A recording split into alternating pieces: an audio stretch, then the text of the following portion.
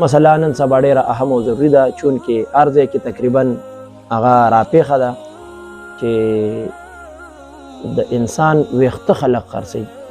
که څوک د سړو ویښته خرڅوي دا هم جایز نه دي، که څوک د زنانو ویښته خرڅوي دا هم جایز نه دي. او بیا نن سبا لارو کوڅو کې ماشومان ښځې سړي ګرځي او د زنانو ویښته اخلي، نو د زنانو ټول بدن عورت دی، نو دغه رنګه دا ویښته هم د زنانو عورت دي. نو زنانو له پکار دي چې دا خپل ویښته دا محفوظ ساتي او بیا چېرته په یو محفوظ ځای کې دفن کوي، خرڅوي دی نه.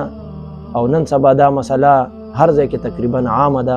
نو امت مسلمه ته، مؤمنانو مسلمانانو ته پکار دي چې د خپلو ویښتانو حفاظت کوي، او بیا بالخصوص زنانو ته پکار دي چې خپل ویښته د لارې کوڅې په خلکو باندې نه خرڅوي او چېرته په محفوظ ځای کې هغه ایږدي او یا یې دفن کوي.